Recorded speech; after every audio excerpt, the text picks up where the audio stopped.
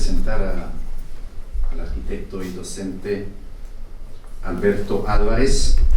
Alberto es arquitecto, igual que nosotros, por la Escuela Técnica Superior de Arquitectura de Madrid. Se tituló en el año 2006.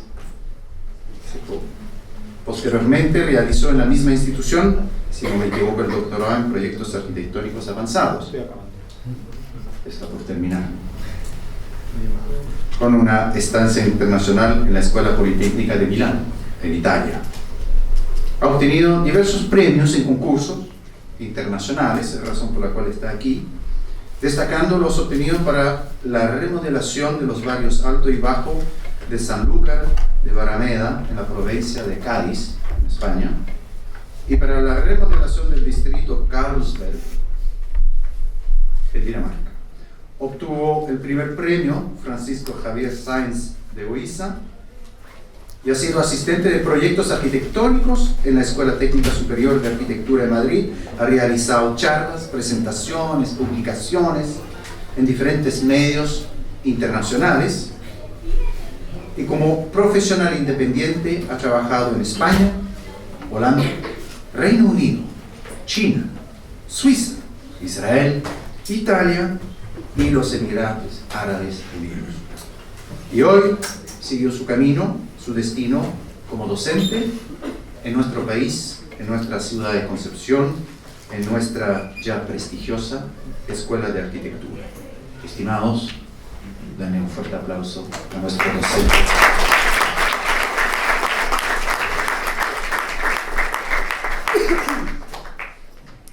Buenas tardes a todos. En la medida que mi voz me lo permita, voy a intentar prescindir del micrófono, porque creo que va a ser un poco más ágil. Y lo primero de todo, agradecer en primer lugar la confianza a la dirección y coordinación académica de esta escuela por haber considerado mi perfil un perfil adecuado para participar en su formación en las líneas de taller de proyectos, diseño arquitectónico y representación gráfica. Y en segundo lugar, agradecer al profesor Estefan haber considerado de nuevo mi andanza o mi experiencia suficiente como para intentar enseñarles algo. No sé si les vamos a enseñar algo o no, pero como mínimo para intentar desencadenar en ustedes una inquietud que les pueda llevar a entender la práctica arquitectónica a través de la modalidad del concurso de arquitectura como una práctica suficientemente satisfactoria, tanto disciplinarmente como profesionalmente, incluso diría yo que de forma sostenible. Si uno, esto es como, siempre hago el símil, si nadie ha hecho trading en su vida no lo entiende, pero esto es un poco como el trading. Solo la gente muy constante y con mucha fuerza mental es capaz de vivir de ello, pero se puede vivir de ello.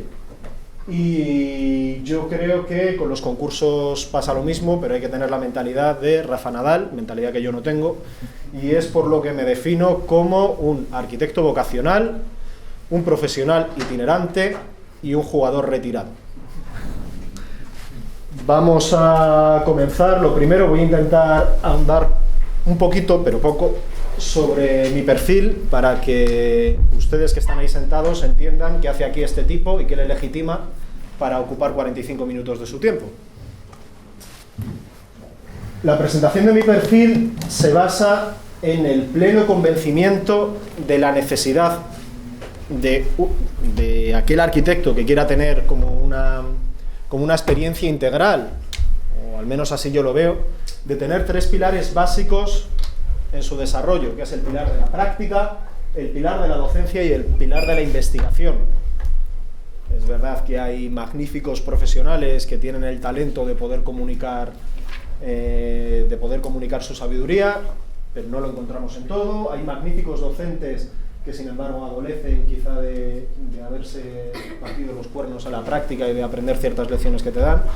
Pues bueno, probablemente esa itinerancia en mi profesión, que me lleva cada 2 años normalmente a cambiar de escenario de forma completa, espero que esta etapa sea un pelín más larga, precisamente es lo que hace, es resultado de la dificultad de intentar coordinar estos tres pilares. En el pilar empezando por el primero, el pilar de la práctica, que es el pilar que hasta ahora, de estas tres líneas, la línea discontinua ha sido mi pasado, la línea gordita supone mi presente y la línea más fina es lo que espero que pueda ser mi futuro en un breve tiempo. Hasta ahora la práctica, por necesidad de subsistencia sobre todo, ha ocupado, podríamos decir, un 60%, casi un 70% de mi tiempo. Y en la práctica lo que podría destacar como hitos es haber alcanzado o haber tenido la oportunidad de ser el responsable BIM para el estudio César Portela de la torre de control del Aeropuerto Internacional de Al Fujairah en Emiratos Árabes. César Portela es uno de los 10 arquitectos más reconocidos en España y no es fácil, le conocerán por el cementerio en Finisterre. Y ha sido un proyecto que se empezó en el 2015 y la verdad es que, pues bueno, poco puedo decir por encima de esa participación, salvo haber participado también en el proyecto que algún día esperemos que se haga realidad, de la laguna artificial para la práctica del surf en Madrid. Es como un hito.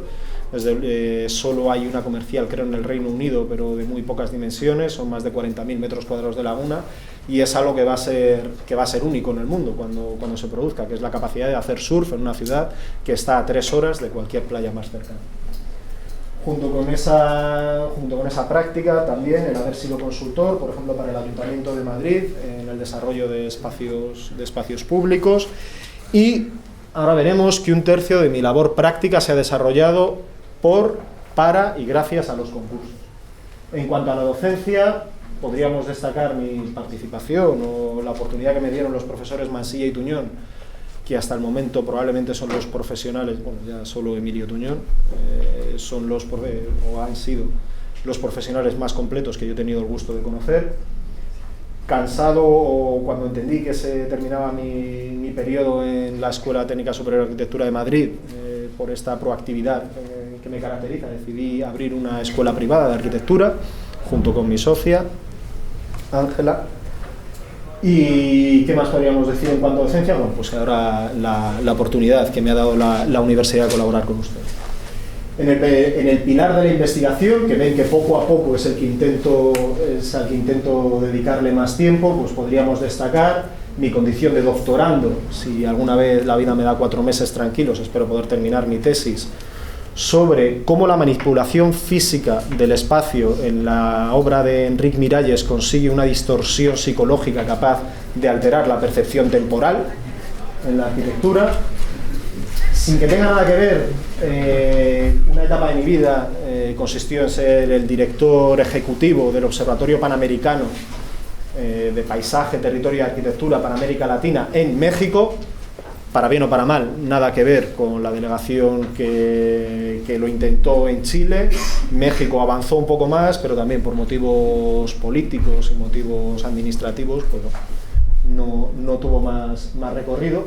Y luego, junto con Alfonso Ruano, compañero mío y actual diseñador, tenemos un colectivo que se llama Innovación Posibilista, e intentamos tener como un diseño transversal que carezca de escala, que no se pueda englobar si es diseño inmobiliario, si es arquitectura, es una forma de pensar. Pero bueno, resumido esto, les puedo decir, aquí tienen, si hiciésemos un resumen, el 50%, sí, probablemente sea más preciso que esto, el 50% ha sido práctica, del otro un 37,5% ha sido docencia y un 12,5% ha sido investigación. Y dentro de la práctica, un tercio ha sido realizar concursos. Estos concursos nos han llevado en ocasiones a residir, pero como mínimo a visitar 12 países diferentes. No hace falta que los enumeremos, pero bueno, Chile está entre ellos. Y voy a intentar hacer algo que puede ser un pelín complicado, o que puede sonar como quizá naif o incluso irresponsable, pero es una especie de teoría práctica, si es que el oxímoron es válido, teoría práctica del concurso. Entonces simplemente vamos a dar unas pinceladas y luego explicaré mi forma de afrontar un concurso y mi forma de entender la modalidad del concurso. En primer lugar, pocas cosas se consiguen en la vida si no tenemos claro nuestro objetivo. Y como muy bien indicaba la profesora Paula Horta en la segunda conferencia, hay 3 tipos de objetivos: Podemos hacer concursos por objetivo económico, simplemente porque nos interese el monto del premio. Les aseguro que, bueno, afortunadamente, una semana antes de venir a Chile pude comprarme una casa en España es como red, por si acaso tenemos que volver rápido y tal, precisamente gracias a lo ganado en los concursos. Las casas en España no están mal. El otro objetivo es el de prestigio, y de nuevo es algo evidente, y creo que parte del respaldo que mi perfil haya podido tener para mi incorporación en el equipo docente de esta universidad puede ser consecuencia de los concursos realizados, o al menos la profesionalidad que se demuestra cuando se enseña un portafolio. Y otro objetivo puede ser el de obtener un encargo. Ya les adelanto que de estos 3 objetivos, la línea de obtener encargos es la que peor se me da. Cuando afrontamos un concurso, como en todo, lo que tenemos que ser conscientes es de los recursos que nos va a consumir.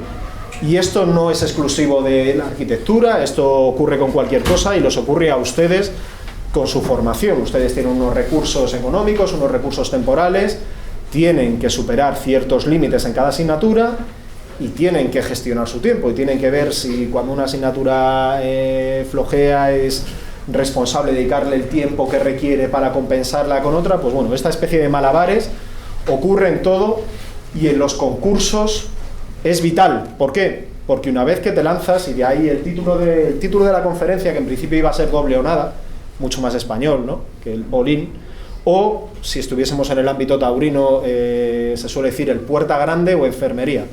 Es como que te la juegas, o te sale bien o acabas en quirófano. Sin embargo, como al final voy a utilizar el juego del Texas Hold'em, que hay que tener cuidado con las metáforas, son peligrosas y hay que saber hasta qué límite llevarlas, ¿no?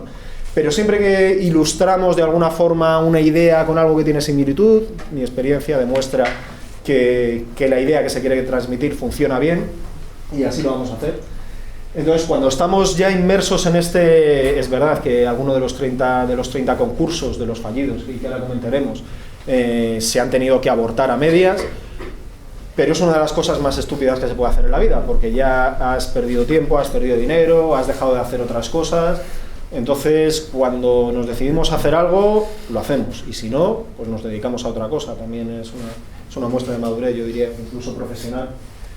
Entonces, los recursos, hay que tener en cuenta los recursos económicos que hay que destinarles. Yo considero que menos hay maestros de ganar, incluso obtener buenos resultados de concursos en periodos de tiempo increíbles.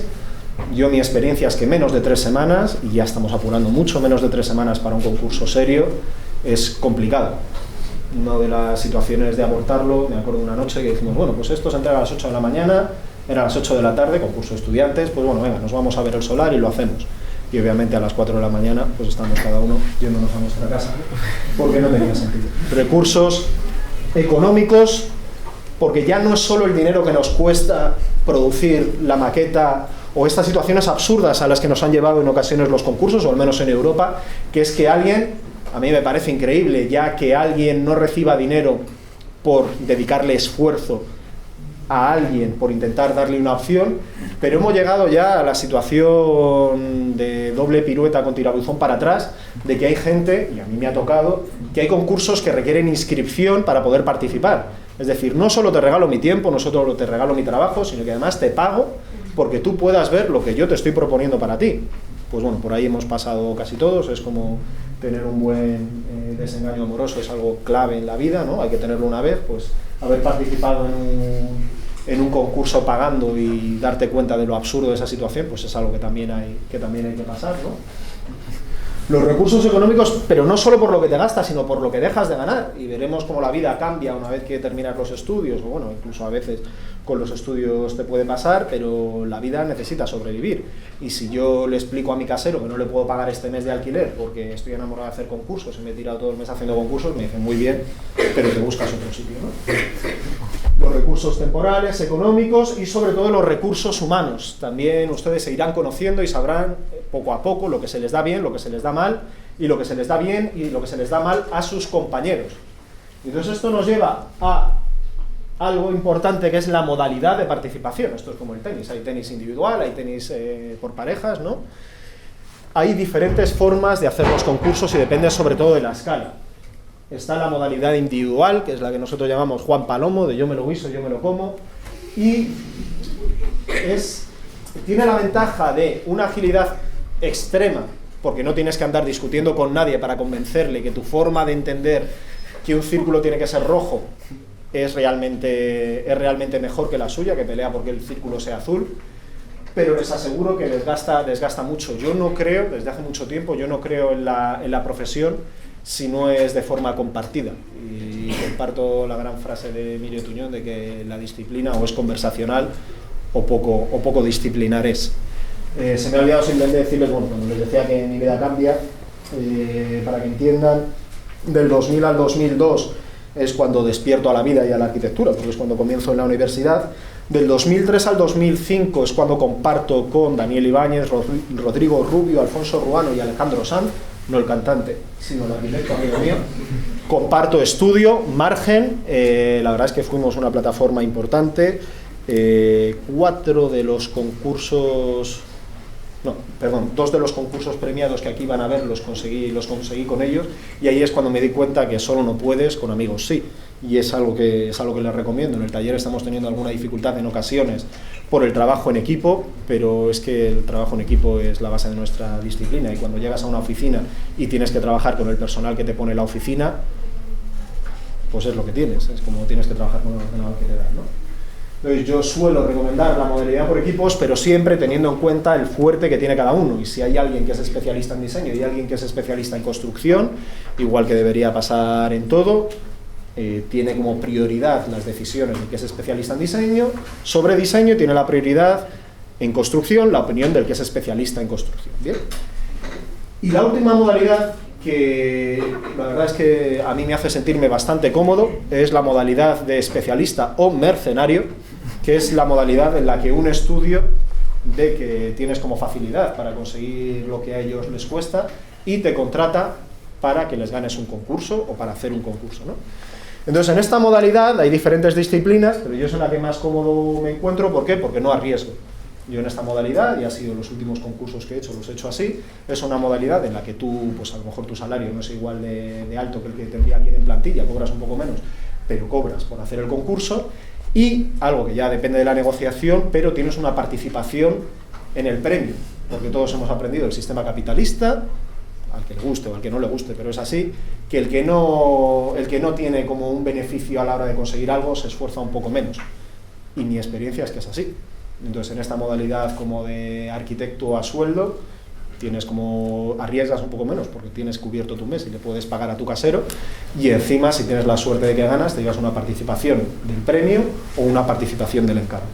Precisamente en esta modalidad de especialista, que es una modalidad que puede no parecer obvia, pero es la modalidad en la que yo he encontrado más facilidad para vivir de esto de los concursos. ¿Bien?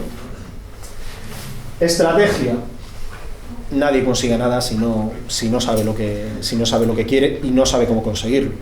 Hay muchas formas de ganar un concurso, pero las 3 más evidentes es, en primer lugar, solucionar lo que se pide. Bien, a mí esta me funciona, pero no es la que más me funciona. En segundo lugar es, yo te soluciono lo que se pide y además te doy algo más. Bien. Podemos recordar, y no sé, una vez escuché, el problema es que se dice el pecado, pero no el pecador, una vez escuché que la ventaja que tenía OMA cuando participaba en los concursos es que, por un lado, desmontaban el enunciado del concurso, la propuesta, proponían un problema que no era el problema que se proponía en el concurso, y como ellos eran los únicos que solucionaban ese problema, pues el resto de participantes quedaban fuera. Y un ejemplo claro es, por ejemplo, el Centro de Convenciones de Córdoba, donde dice, mira, el solar que tú has escogido está bien, pero no es el mejor solar, voy a hacer una cosa, me pongo aquí, que no es donde tú me decías que yo hiciese el edificio, pero yo me pongo aquí, y además te doy la oportunidad de que ese solar que tú tenías destinado para este proyecto, lo puedes alquilar, lo puedes vender, y con eso pagas mi edificio, claro. A cualquier político se le hacen los ojos chiribitas, ¿no? Y dice, este es el que yo quiero. Luego vemos que el sitio donde te pones de forma irresponsable tiene ruinas, que no lo puedes hacer, y no solo no lo haces tú, sino que no lo hacen tus compañeros. Pero bueno, es lo que puede pasar. Y la que yo o como a la que a más cariño le tengo es, no doy lo que quieren, sino que lo que me preocupo es de ver, lo que nos preocupamos es de ver qué problema existe y lo intentamos solucionar. Entonces ya no es una cuestión de desmonto tu enunciado y me invento otro, sino que yo te explico en tu enunciado qué es lo que yo creo que es más importante, qué cosas podrían complementar el enunciado y qué respuestas se le podría dar. No solo, también mis alumnos empiezan a ser conscientes de mi obsesión, no solo por la geometría como capacidad de arquitectonalizar el universo y el número, sino por esta obsesión de que la arquitectura sin el tiempo no es como la variable que deberíamos tener ya todos cuando hablan del BIM y tal, o consigue esta metodología meter el tiempo en la arquitectura, o tampoco vamos a avanzar tanto. Pues esta obsesión de solucionar el problema, sobre todo para que el edificio o la respuesta pueda ir más allá de la construcción inmediata.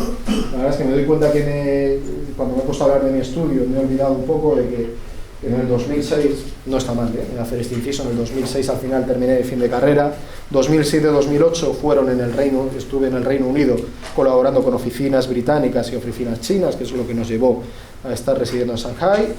2009-2010 supuso la vuelta a España por culpa de uno de estos concursos, y ahora veremos las consecuencias que puede tener para la salud ganar un concurso, con residencias en Barcelona y en Milán para intentar desarrollar la tesis. 2011 y 2012 siempre son como bienios, están asociados al Observatorio Panamericano y a mi traslado al Distrito Federal de México. 2013-2014, tras el parón del observatorio en México, supone una vuelta para trabajar en España con estos proyectos, y en el 15 y 16 así sobre todo el ser BIM manager o responsable de BIM para César Portela. Alguien tiene que ser, cuando nosotros, es como decir, yo quiero ser tenista, pues estupendo, pero ¿se te da bien jugar al tenis? No, pues entonces mira a ver que a lo mejor lo tuyo es el ping-pong. Lo que tenemos que ser conscientes es de qué se nos da bien o qué no se nos da bien. Si yo quiero jugar al baloncesto pero no tengo la agilidad para ser base ni tengo la altura para ser pivot, pues a lo mejor me busco otra cosa, ¿no? Entonces, en cuanto a rendimiento, yo escuché que alguien era muy bueno, o esto lo he escuchado demasiado, que cuando eres muy bueno ganas 1 de cada 10. Yo la verdad es que no había estudiado bien mi porcentaje hasta esta charla, me he sorprendido gratamente, pero desde luego no llego al altísimo porcentaje del profesor Tomás Prado. Yo creo que tienen ustedes la suerte de poder compartir y poder escuchar a día de hoy al profesional con más índice de acierto. También depende de qué concursos se hacen, en qué condiciones y tal, pero superar el 30% a mí me parece que es para que tenga una estatua aquí, junto a la pasarela. Yo les puedo hablar de mis porcentajes y suelo ser como por docenas y tal. Al final me he puesto a contar y he hecho 30 concursos. No son 36, no son 24, pero son 24 más 6, ¿no? De esos 30 concursos, ahora les diré lo más grave, pero de esos 30 concursos hemos obtenido, la gente con la que yo he colaborado, primer premio en 6 de ellos, que es un porcentaje del 25%, lo que me hace estar muy contento y replantearme esta situación de haber abandonado el juego y a lo mejor, pues en un par de meses, una vez establecido, lo retomo. Ha sido un 25% de primeros premios, 3 segundos premios, 3 terceros premios, y ahora viene lo grave. De esos 30 concursos, ha habido 6, estos porcentajes están hechos sobre 24, ¿por qué? Porque ha habido 6 que no se han podido contabilizar, o porque la empresa de mensajería ha perdido tu maqueta en un viaje a Estonia y por mucho que reclames, ya el concurso está fallado y no puedes convencer de que la culpa la tenía el hombre de la furgoneta, o porque por motivos económicos, con toda esta crisis en el 2009, que fue el año más productivo en cuanto a concursos, que más concursos hicimos, y fue nuestro año como de peores resultados, y muchos de ellos por la administración, como se daba cuenta de que no tenía fondos para poder sufragar los concursos que ya había encargado, pues lo que hacía era declararlos, o sea, no los fallaba, no es que ya los declarase desiertos, e incluso en algunos casos, como en el mercado de Palma de Mallorca, se declaraba desiertos, ¿no? Entonces, de 30 hay 6 que ha sido un brindis al sol, y es una cuestión que yo considero grave, no solo por falta de la administración, es como todo, cuando en la vida alguien te engaña la primera vez, la culpa la puede tener el otro, pero si te pasa ya 2 veces, la culpa la tienes tú, y es algo que a mí me ha preocupado cuando he hecho estos números, porque es como para hacérselo mirar. Si quiere decir que de cada 2 concursos que haces, 1 vas a tener premio, porque lo hice así, pero que de cada 4, 1 va a ser tirar tu tiempo y tu dinero, pues a lo mejor cuando decía, pues un 25% o un 50% de premios o de menciones o tal no está mal, pero claro, un 25% de tirarlo, entonces dices, a lo mejor no he hecho tan mal parándolo a tiempo, ¿no? Bueno, cuestión de rendimiento y sobre todo, lo que le hace a uno seguir o no es una cuestión de balance. Esta es una especie de gráfica con los 30 concursos que les digo. En grandecito están los concursos que han sido premiados con un primer premio, un poquito más pequeños los del segundo premio, en cursiva y mismo tamaño los del tercer premio, y en gris, que en principio sería casi para olvidar, pero no lo es, y ahora les voy a explicar por qué, en gris los que no han tenido ningún reconocimiento y tachados los que se han anulado. De esas 3 esferas tenemos en el centro la esfera de qué concursos nos ha movido a hacerlos la dotación económica, y les aseguro que eran dotaciones económicas, por ejemplo el Carlsberg, el primer premio creo que eran $50.000 y el segundo premio eran $40.000, y ahí tenemos un segundo premio. El siguiente anillo es aquellos que se han hecho por prestigio, que yo los considero mucho más satisfactorios, y el tercer anillo ha sido aquellos que se han hecho por encargo, pero todos los que se han hecho por encargo, sobre todo por las dimensiones muchas veces, porque ya no es solo la idea que tú vayas a proponer, sino que cuando vas a un edificio de verdad tienes que haber construido, con estas cosas de la administración, tienes que haber construido durante 5 años antes, ya no es que hayas construido un edificio similar, sino que tiene que haber sido los 5 años anteriores. ¿Qué pasa? Que cuando se empieza a estrangular el mercado por esto de la crisis, hay menos gente que construye y cada vez hay menos gente que se puede seguir presentando a concursos, porque empiezan a pasar las fechas y resulta que tu último edificio grande lo hiciste hace 6 años, lo cual te impide seguir haciendo concursos, ¿no? Pues vamos a hablar ya de lo que nos interesa, que es cuando uno decide hacer un concurso, qué cosas se le pasan por la cabeza o qué cosas tiene que tener en cuenta. Hemos escogido esta similitud con el Texas Hold'em, porque es un juego en el que creo que tiene en común de lo del concurso, que nosotros jugamos con nuestras cartas, que es lo que nosotros sabemos hacer, y lo que nosotros, nuestra personal visión sobre el mundo. Yo creo que la arquitectura no es ni más ni menos que una forma de entender el mundo y una forma de devolverle al mundo el entendimiento que tú tienes sobre él y lo que crees que debería ser. Y en este juego vemos que la gente comparte cartas. Tú tienes 2 cartas en la mano, al principio no hay ninguna carta, decides si juegas o no, luego hay 3 cartas que vas a compartir con tus adversarios. En los concursos tú compartes bases, compartes solar, compartes conocimiento, puedes tener más o menos interés en lo que ha sido la arquitectura desde los comienzos hasta ahora, puedes tener una mejor o peor biblioteca, pero el resto de competidores igual, los libros están ahí. Cuando hacemos siempre me hace gracia cuando hay un concurso de un auditorio, es como que a todos se nos hace eso, nos relamemos los bigotes, porque es uno de las pocas tipologías arquitectónicas que no necesitan ventanas, con lo cual ya puedes hacer lo que quieras. Como toda la ventilación, ya empezamos a entender que las oficinas también, pero como toda la ventilación es mecánica y la iluminación también, pues tienes mucho más margen de maniobra, ¿no? Pero al final todo lo que se ha hecho en los auditorios lo conocen también tus contrincantes. Pues bueno, eso es lo que tiene que ver. Y lo que tenemos que tener muy en cuenta es en qué mesa nos sentamos. Si nos sentamos en una mesa de amateurs porque somos amateurs, o nos sentamos en una mesa de profesionales siendo amateurs y vamos a acabar desplumados y vamos a acabar casi en calcetines, ¿no? Entonces eso es importante. La primera fase de este juego es lo que se llama el preflop, ¿no? Que es cuando nos dan 2 cartas y nosotros decidimos si vamos a querer jugar o no.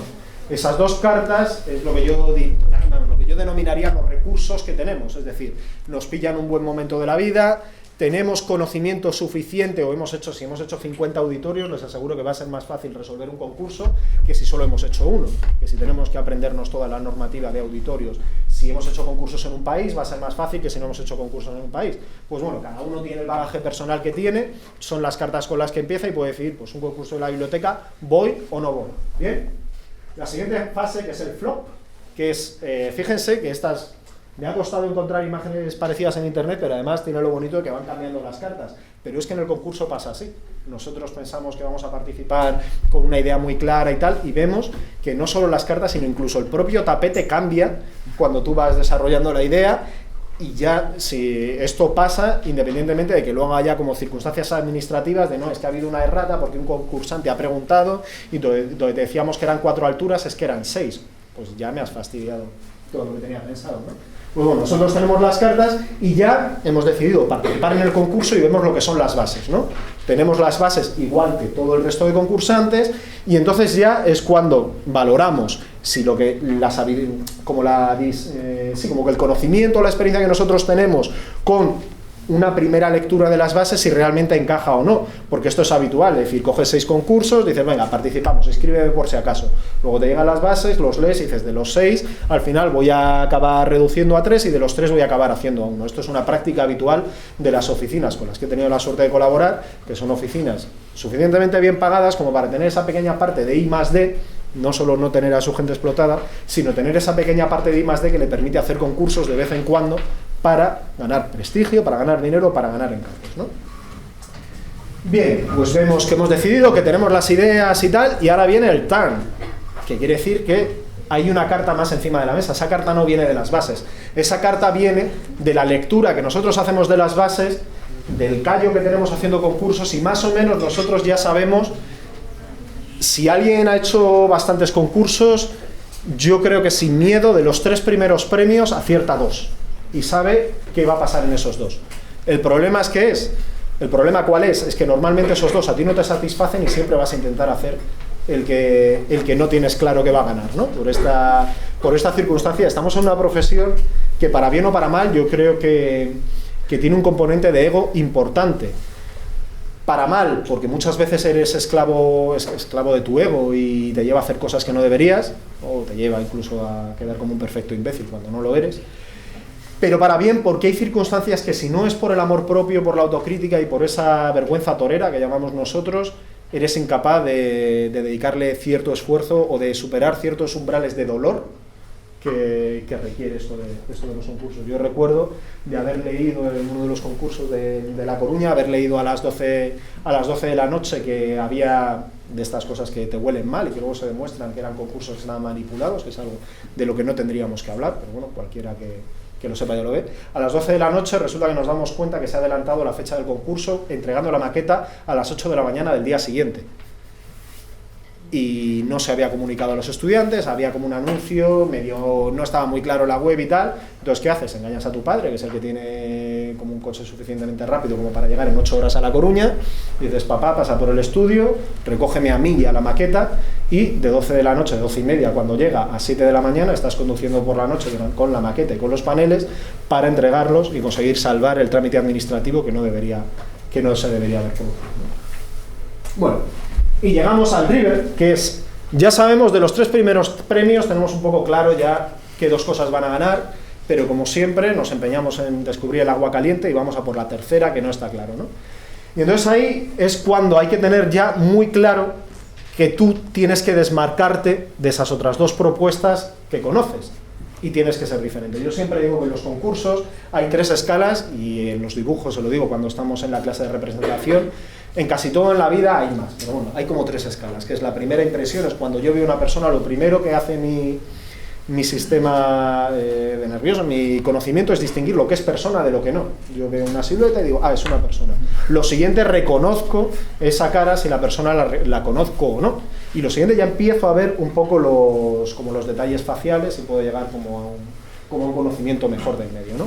Pues en esto de los concursos es igual, cuando alguien entra en la sala, lo primero que hace, y a esta distancia de los paneles, ya ha habido algunos paneles que, para bien o para mal, se han distinguido del resto. Y esas cosas, somos humanos, los jurados son humanos, y hasta que no metan el videoarbitraje en los concursos, como ocurre en el fútbol, pues seguiremos de alguna forma esclavos de lo que es la forma de entender cualquier información novedosa que a ti te dan, ¿no? Y es que siempre contrastamos, y la información que destaca, para bien o para mal, destaca, ¿vale? Entonces esta es la primera. Tenemos que estar como en ese primer corte de algo diferente o algo que ha llamado la atención. Lo segundo es que cuando alguien se acerca al panel o a nuestro trabajo, si lo hemos enviado por correo o lo que sea, que resista la ambición o las expectativas que nosotros hemos generado con esa primera imagen. Bien, y luego ya el tercer nivel es que realmente sea un proyecto que esté bien resuelto y sea un proyecto acorde a lo que ellos esperan. Entonces tenemos aquí lo del showdown, ¿no? Que es decir, al final, la gente enseña sus cartas, hay el fallo, pues se produce el fallo. La verdad es que es un nombre bastante bien puesto, lo del fallo. Se suele decir que el mejor concurso siempre es el segundo, y no en un 100% de los casos, pero yo reconozco que en un 50% de los casos o más, a mí me suele interesar más las segundas propuestas que las primeras. Entonces cuando llega el showdown, ¿no? Y vemos quién gana o no gana, pues puede pasar 2 cosas: o que hemos ganado y es positivo, o que no hemos ganado y lo entendemos como algo negativo.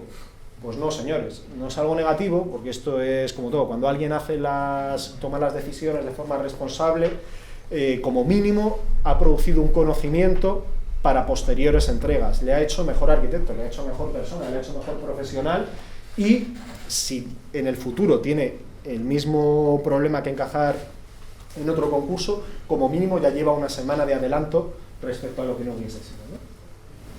Entonces, precisamente, les voy a explicar muy brevemente 3 concursos de tercero, segundo, primer premio y una sorpresa final. Sin embargo, de estos que estaban en gris, que es como no los has ganado, no vale para nada, pues a mí me gustan incluso más de algunos de los que he ganado. Y rescataría este concurso que hice con el profesor Luis Rojo y bueno, su socia, su mujer, Begoña Fernández So, que era un campus educativo en Guadalajara, y fue como mi primer contacto con un mat building de gran escala. Era al final como todo un sistema de cruces que intentaban de alguna forma integrar el entorno, vamos, lo que es un campus, ¿no? Que al final el espacio exterior tiene tanta importancia como el espacio interior, pero que es muy complicado que se entienda así, que es muy complicado que ese espacio exterior tenga una delimitación suficiente como para entender que es igual de válido casi dar clase fuera que darla dentro, ¿no? Pues yo aquí aprendí bastante.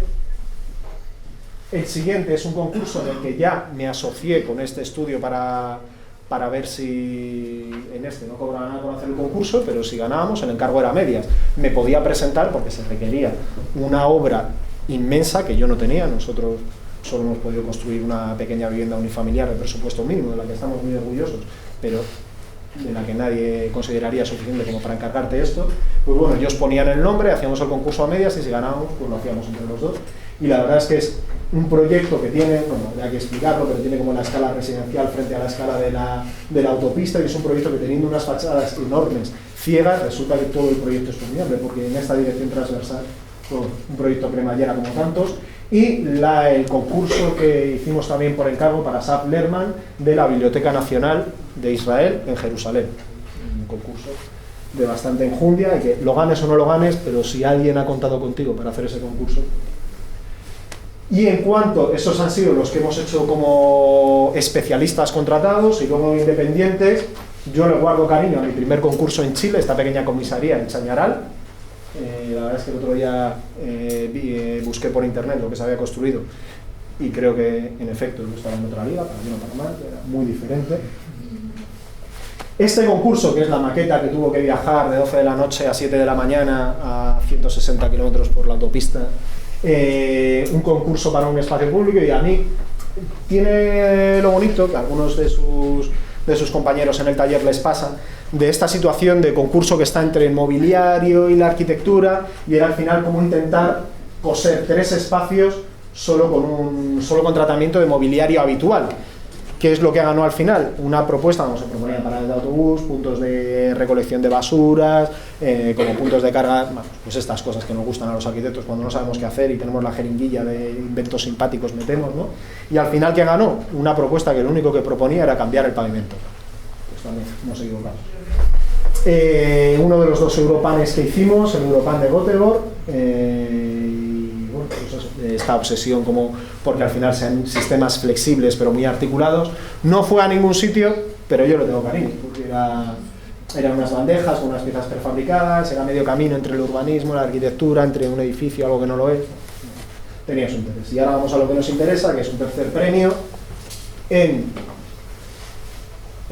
¿cómo es? Yverdon-les-Bains, todavía no sé pronunciar francés como se merece, pero lo conseguiré.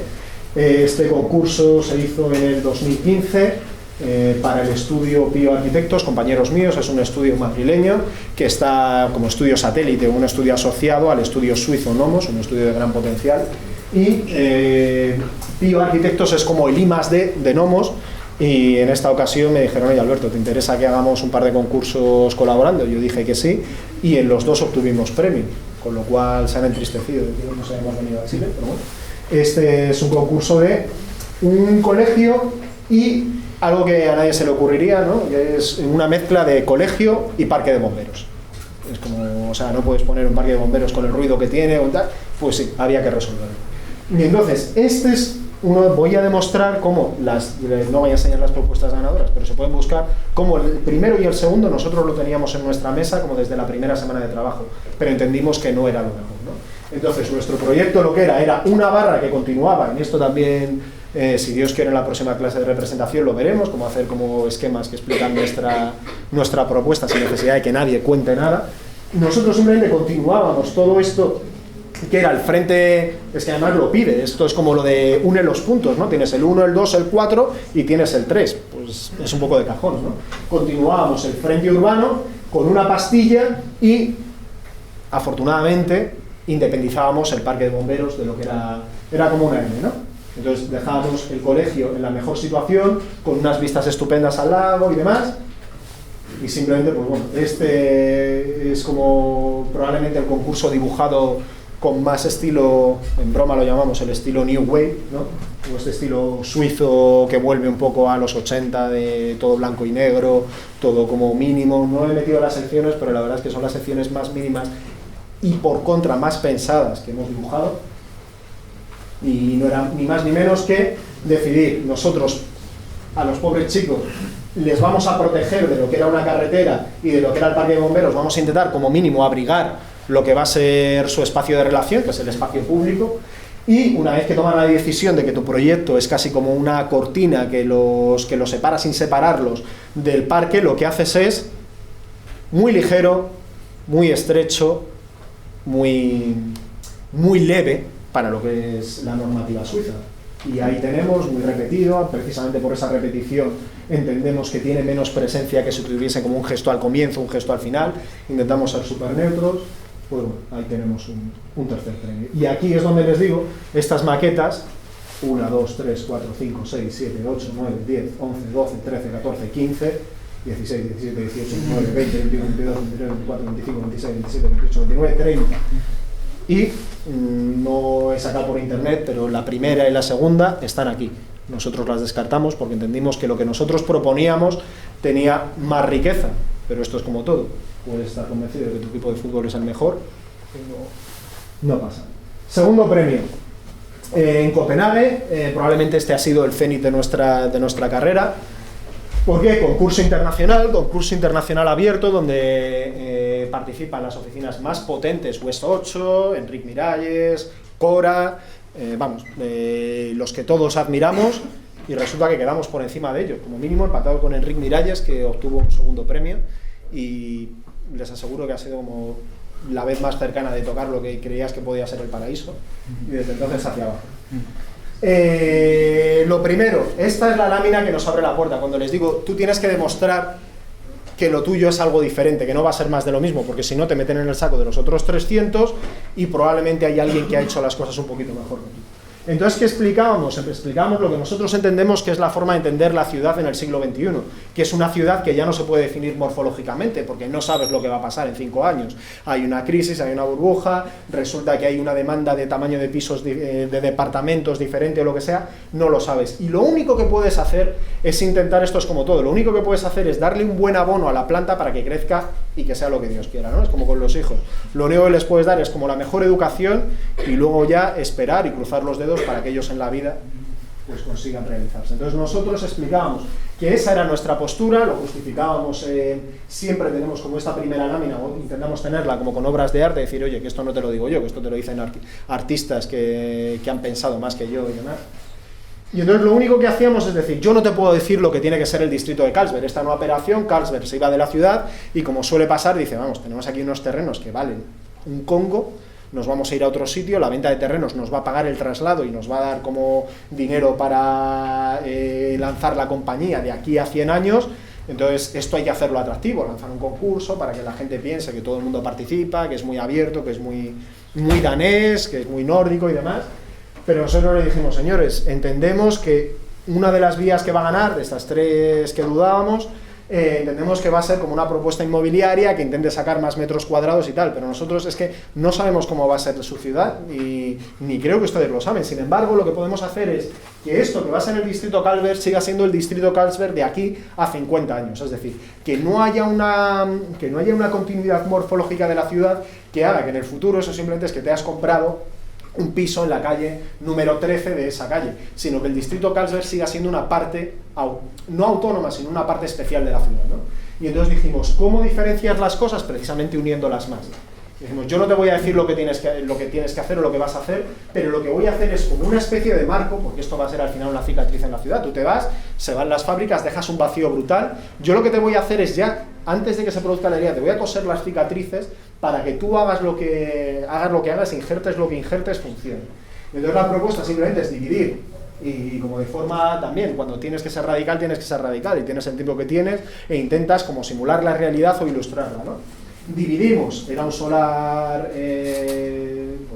con 4 lados, entonces dijimos, pues cada uno de los lados se encarga de coser cualquier cosa que pase a la ciudad de una forma, y entonces hay un andén que está dedicado, el propio dibujo, es que no habría ni que hablar, hay un andén que estaba dedicado al intercambio de la movilidad, que sabemos que es un intercambio complicado y que normalmente no se resuelve. Otro bastidor, lo llamábamos, dedicado precisamente a esa producción de artesanía, a esa escala de vivienda mucho de menor escala. Otro bastidor que lo que se encargaba era de traer, había un parque arriba y un parque abajo y los continuaba en el solar. Y por último el bastidor paralelo a la vía del tren, que no era ni más ni menos que otra vía del tren, era con gente, con antenas en movimiento, es decir, era un bastidor de tiempos y de velocidad.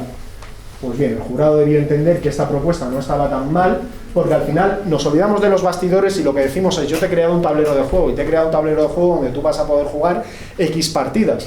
No sé si vas a querer construir torres o lo que sea, ahora veremos cómo en nuestra matriz de desarrollo preveíamos los escenarios tanto de la escala más pequeña como para la escala más brutal, pero nosotros, y aquí es donde nace lo del colectivo de innovación posibilista, nosotros entendíamos que era mejor proveer que planear. Es decir, yo te doy oportunidades de que el mercado inmobiliario ya te va a ir encauzando lo que quieres, porque ni siquiera tú ahora, si alguien te dice que la torre va aquí y tal, es que eso no va a pasar. Yo lo que te aseguro, lo que intento es crear, como abonar una alfombra de juego, te voy dando densidades, te digo dónde se podrían situar las cosas o no, pero no hago un urbanismo cerrado, porque entendemos que al final eso es un urbanismo que fracasa y es un urbanismo sobre todo que está en constante revisión y que supone también unos recursos, volver a cambiar todo el master plan, volver a cambiar todos los metros cuadrados y demás. Pues bueno, esa era la tabla, estos son los bastidores, sin más. Y aquí vemos las otras propuestas que nosotros habíamos contemplado también, que hubo un primer premio y 5 segundos premios. Esta era del arquitecto danés por excelencia, como el gran papa de allí, como el moneo danés. Era Henning Larsen, y lo que proponía, la verdad es que a mí era el que más me gustaba. Proponía una serpiente que respetaba los edificios antiguos y simplemente intentaba acompañarlo con los edificios nuevos. Este es el concurso que propusieron el estudio de Miralles Tarleabou. Tuvimos la oportunidad de compartir con ellos un par de workshops y su actitud era clara de que, como habían tenido éxito con el mercado de Santa Caterina, de que la mejor forma de resolver los problemas es poner un mercado. Intentamos tener como un diálogo, no, hay que poner un mercado, al final no se puso un mercado, pero bueno, yo lo tenía muy claro. Y este es el proyecto que ganó. Pues aquí vemos que desde luego con estas torres, y me parece responsable, me parece razonable, sabíamos que este era el rival a batir, pero con estas torres y este incremento de metros cuadrados, pues tú no puedes hacer mucho. Y vamos con el primer premio, que es el que ganamos en Sanlúcar de Barrameda, de nuevo, remodelación del barrio alto y bajo. Nos proponían, había una situación, Sanlúcar de Barrameda está en la zona del sur de España, que es económicamente menos potente que la zona norte de España, además es una zona acuciada por el paro, y bueno, pues proponían qué podíamos hacer en la ciudad para mejorarla, había problema de aparcamiento y tal, y mientras también sabíamos el resto de propuestas proponían como unas piezas pues muy bonitas, muy perforadas, muy limpias y demás. Nosotros dijimos, es que a lo mejor no tenéis que andar tirando cosas, sino lo que os tenéis que preocupar es qué tenéis y cómo lo utilizáis. Entonces, de nuevo, el primer panel explicaba estos 4 conceptos que vimos al principio del curso, de la realidad existente, la realidad deseada, la realidad propuesta y la realidad necesaria. Decíamos qué hay y qué creíamos responsablemente que se podía hacer con eso. Y lo que propusimos, después de un análisis muy concienzudo de solar por solar, viendo los recursos que había, simplemente lo que propusimos fueron 4 concursos para utilizar los recursos. Es decir, no tienes que andar cargándote solares y construyendo edificios brutales, sino que si resulta que este sitio donde dices que no puedes aparcar coches, pero necesitas un sitio para hacer actuaciones, te vas al sitio donde tienen para hacer actuaciones, pero no tienen para aparcar coches, o al revés, y empezamos a mover esos recursos, y de nuevo, como yo les digo, una cosa es la idea, pero para conseguir ese tráfico de recursos sí que había que hacer cosas, y había que ampliar calles, que desplazar zonas de estacionamiento, que cambiar pendientes de acera y tal, y eso era lo que nosotros hacíamos. Frente a edificios, nosotros hacíamos un tratamiento de accesibilidad de los dos barrios para que fuese posible que Sanlúcar como resurgiese por sí mismo, sin necesidad de meter circunstancias ajenas.